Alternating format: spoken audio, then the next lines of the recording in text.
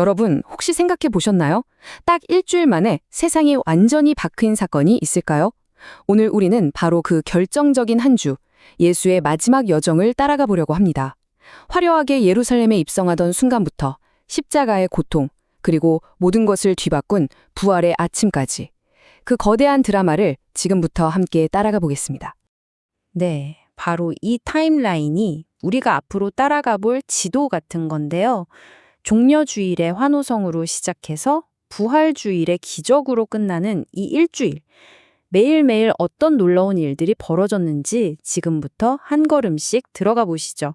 이 극적인 일주일을요, 마치 한 편의 연극처럼 5부분으로 나눠볼 수 있어요. 첫 번째, 왕의 도착으로 이야기가 시작되고요. 두 번째, 성전에서 갈등이 고조되죠. 그리고 세 번째, 운명적인 준비와 배반의 밤을 지나 네 번째, 십자가의 길에서 절정에 이릅니다. 그리고 마지막 5번째, 부활이라는 새로운 시작으로 대단원의 막을 내리게 됩니다. 자, 그럼 그 첫 번째 막부터 열어보겠습니다. 모든 건 바로 이 주일에 시작됩니다. 유월절을 앞둔 예루살렘이 순례객들로 막 북적일 때 예수께서 도시로 들어오십니다. 사람들이 막 환호성을 질렀는데 이게 그냥 단순한 환영 행사가 아니었던 거죠. 그 안에는 정말 깊은 의미가 숨어 있었습니다. 예수님의 입성은요, 이게 그냥 우연히 일어난 일이 아니라는 거예요. 수백 년 전 스가랴 선지자가 이렇게 예언했거든요. 보라, 내 왕이 내게 임하시나니 그는 겸손하여서 나귀를 타시나니. 그리고 지금 바로 그 모습 그대로 예수께서 예루살렘에 나타나신 겁니다. 이거야말로 진짜 오랫동안 기다려왔던 바로 그 왕, 메시아라는 강력한 선언 아니었을까요? 그런데 여기서 진짜 소름 돋는 건 바로 그 날짜예요. 율법을 보면요, 유월절에 희생제물로 바칠 흠없는 어린 양을 골라두는 날이 바로 1월 10일이었거든요. 근데 예수님이 예루살렘에 입성하신 날이 바로 그날이었습니다. 이 완벽한 타이밍, 이건 그가 스스로 세상 죄를 위한 희생제물, 바로 유월절 어린 양이 될 거라는 걸 온 세상에 보여주는 상징적인 장면이었던 거죠. 자, 주일에 그 환호가 채 가시기도 전에 월요일, 화요일이 되면서 분위기가 완전히 180도 바뀝니다. 예루살렘의 심장부인 성전에서 이제 정면 충돌이 시작되는 거죠. 월요일 아침에 좀 이상한 사건이 하나 벌어져요. 사람들이 이건 뭐지? 했을 법한 일이죠. 예수께서 잎만 무성하고 열매가 없는 무화과 나무를 보시더니 저주를 하셨는데 그 자리에서 나무가 그냥 싹 말라버린 겁니다. 아니, 갑자기 왜 멀쩡한 나무를 저주하신 걸까요? 여기에는 아주 강력한 상징적인 메시지가 담겨 있었습니다. 그러니까 이 마른 무화과 나무는요, 사실상 열매 없는 당시 종교 지도자들이나 이스라엘을 향한 경고였던 셈입니다. 겉모습은 번지르르한데 정작 진짜 믿음의 열매는 없다는 거죠. 그리고 이 사건은 구원의 문이 이제 다른 이들, 그러니까 이방인에게도 열릴 거라는 걸 암시하기도 하고요. 더 나아가서는 앞으로 40년 뒤에 로마 군대에 의해서 예루살렘 성전이 완전히 파괴될 거라는 어떻게 보면 좀 무서운 예언이기도 했습니다. 화요일은 정말 정신없이 돌아갑니다. 성전이 그야말로 폭풍의 중심이었죠. 예수께서는 먼저 장사치들을 다 내쫓으면서 성전을 깨끗하게 하셨고 바로 그 자리에서 아픈 사람들을 고쳐주셨어요. 그러고 나서는 대제사장들의 건의에 정면으로 맞서면서 날카로운 비유로 그들의 위선을 막 꾸짖으셨죠.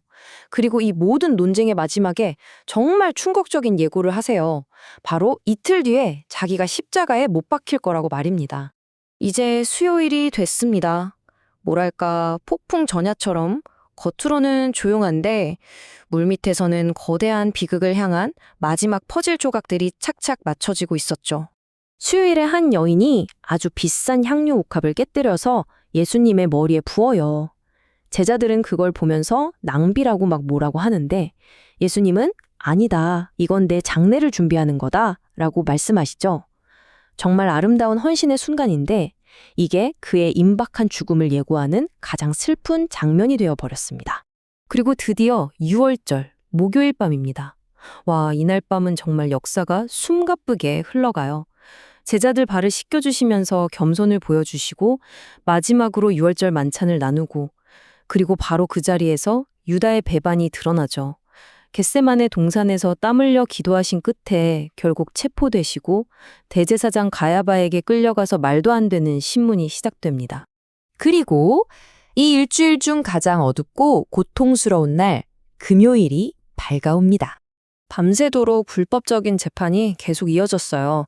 진짜 아이러니한 건 재판을 하던 로마 총독 빌라도조차 아니 이 사람에겐 죄가 없다고 했고 심지어 예수를 팔아넘긴 유다마저도 그의 무죄를 외쳤다는 겁니다. 그런데도 군중의 외침에 밀려서 결국 십자가형을 선고받고 맙니다. 오후 3시, 성경에 나오는 시간으로는 제 9시가 되자 갑자기 하늘이 캄캄해지면서 온 땅에 어둠이 내렸습니다. 그리고 바로 그 어둠 속에서 예수께서 마지막 숨을 거두셨죠. 나의 하나님, 어찌하여 나를 버리셨나이까. 온 세상에 죄를 짊어진 그의 마지막 절규가 어두워진 하늘 아래 울려 퍼졌습니다. 하지만 이 모든 절망과 어둠이 이야기의 끝은 아니었습니다. 당연하죠. 사흘 뒤, 새로운 한 주가 시작되는 첫날, 그 누구도 예상치 못했던 아침이 밝아옵니다. 무덤에 계신 지 사흘째 되던 일요일 아침. 그를 막고 있던 그 거대한 돌문이 옮겨져 있고 무덤은 텅 비어 있었습니다. 네, 예수 그리스도께서 죽음의 권세를 깨고 다시 살아나신 겁니다. 바로 이 빈 무덤 사건이 이후 2000년 기독교 역사의 가장 단단한 주춧돌이 되죠. 자, 그렇다면 이 부활이 대체 뭘 의미하는 걸까요? 그냥 죽었던 사람이 살아났다, 이런 차원의 얘기가 아닙니다.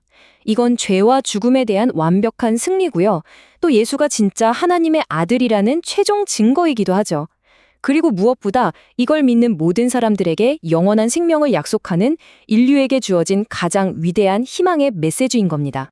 이 부활이라는 사건이 얼마나 강력했는지는요, 사실 우리가 지금 쓰고 있는 달력만 봐도 알 수 있어요.